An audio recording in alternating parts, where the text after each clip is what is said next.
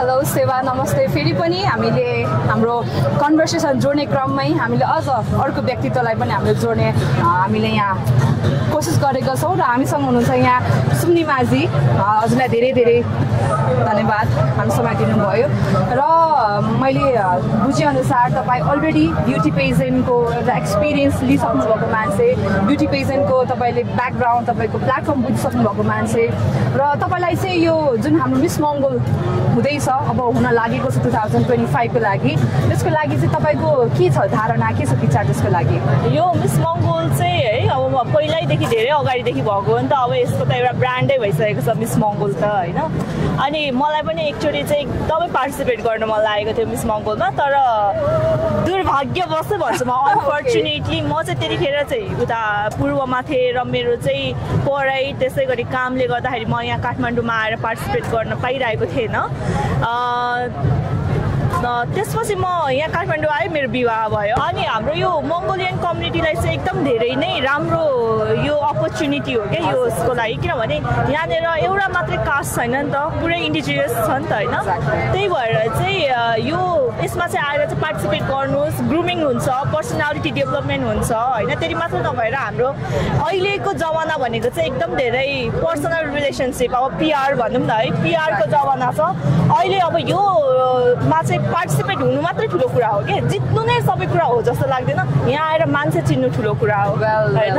अनि मान्छे चिनिन्छ धेरै। मैले पनि सायद हाम्रो यहाँ अर्गनाइजरले चाहिँ पहिला मिस टिन आइडल गर्नुहुन्थ्यो कि, अनि 2014मा चाहिँ म पार्टिसिपेट थिएँ। त्यसले गर्दाखेरि पनि मलाई एकदम धेरै नै आफूलाई चाहिँ डेभलप गर्न पाएँ है, आफूलाई निखार्न पाएँ।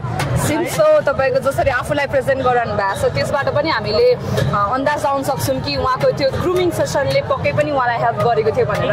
थ्याङ्क यू सो मच, तपाईँले आफ्नो पर्सपेक्टिभ राखिदिनु भयो। Thank you for giving a time. Thank you so much. सेवा सम्पूर्णमा सेवा नमस्ते। सेवा सो हामी साकेलाको अवसरमा यहाँ टुरी खेलमा छौँ र नभन्दै हामीसँग एकदमै प्यारो, मेरो लागि चाहिँ एकदमै प्यारो दिदी हुनुहुन्छ सीता राई र उहाँ एज मिस राई 2016 को फर्स्ट रनर अप पनि हुनुहुन्छ। उसलाई मैले थोरै हाम्रो ब्युटी पेजेन्टबाट हामी दुवैजना बिलोङ गर्छौँ, एउटा प्लेटफर्मसँग चाहिँ एक्सपिरियन्स रहेको छ। सो नभन्दै तपाईँलाई चाहिँ मिस मङ्गोलको बारेमा तपाईँले सुन्नु भएको छ कि छैन? मिस मङ्गोललाई चाहिँ तपाईँले कसरी बुझिरहनु भएको छ, कसरी लिइरहनु भएको छ? अब मिस मङ्गोल त मैले पहिल्यैदेखि सुनेको होइन। अब म पनि ब्युटी पेजेन्टबाटै आएको, हामी एउटै हो नि त, हाम्रो स्टेज त मिस राई नै होइन। अनि मलाई चाहिँ अब मिस मङ्गोल मिस राई भन्ने बित्तिकै अब राईहरू मात्रै भयो नि त।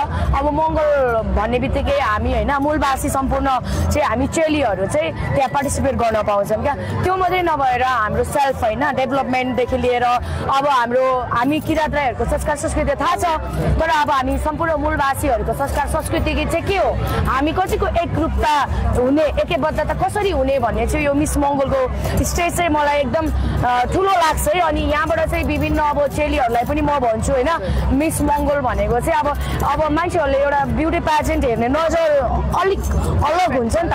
तर अहिले आएर चाहिँ हाम्रो बाबा आमा होइन जो हाम्रो प्यारेन्ट्सहरू हुनुहुन्छ उहाँहरूको पनि र समाजको पनि एउटा यो ब्युटी पेजेन्टलाई हेर्ने दृष्टिकोण चाहिँ अलिक राम्रो भएको हो कि उहाँहरूले हुन्छ नि जो अब ब्युटी पेजेन्टबाट पनि हाम्रो छोरीहरूले राम्रो गर्न सक्दो रहेछ होइन भन्ने चाहिँ त्यो भयो। अनि त्यसै गरी अब मिस मङ्गोल भन्ने बित्तिकै चाहिँ एउटै मात्रै समुदायलाई नभएर हामी जुन मूलवासी छौँ नि त्यहाँको समुदायलाई चाहिँ रिप्रेजेन्ट गर्ने भएकोले चाहिँ म चाहिँ के भन्छु भने मिस मङ्गोल पनि one of the after miss Nepal चाहिँ मिस मङ्गोल पनि हामी जस्तो मूलवासी चेलीहरूको लागि चाहिँ एकदमै बेस्ट अनि बिग प्लेटफर्म हो जस्तो लाग्छ मलाई चाहिँ। थ्याङ्क यू सो मच दिदी, एकदमै राम्रो विचार आफ्नो व्यक्त गरिदिनु भयो। अनि also thank you so much for your time.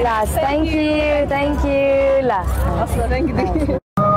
सम्पूर्णमा सेवा नमस्ते। म एन्जल राई, मिस मङ्गोल नेपाल 2024 र आज यस विशेष साकेलाको अवसरमा हामी यहाँ टुरिकलमा जुटेका छौँ र हामीसँग अहिले हामी विशेष व्यक्तित्व हुनुहुन्छ डिआर राईज्यू।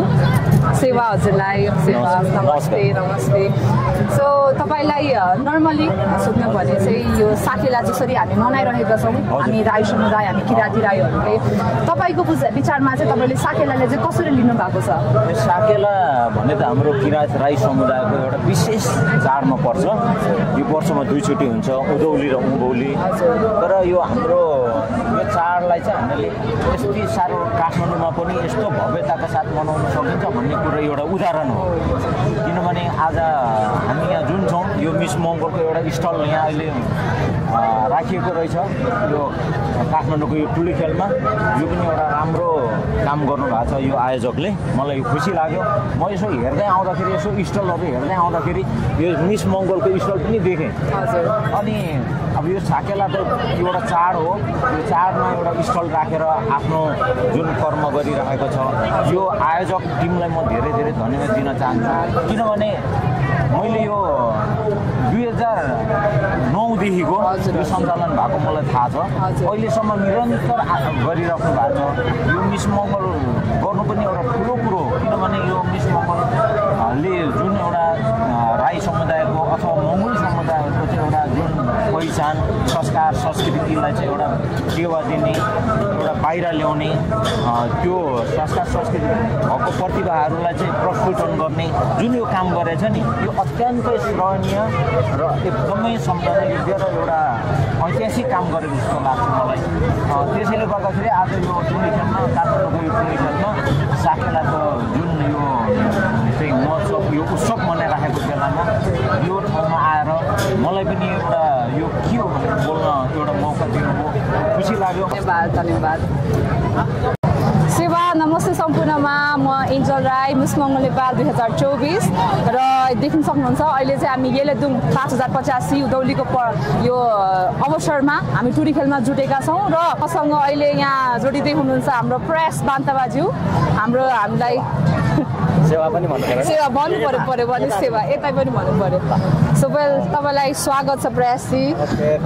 तपाईँको उहाँको चाहिँ एज अ हाम्रो युट्युबर हुनुहुन्छ, रैथाने पोडकास्ट पनि छ उहाँको है त युट्युबमा।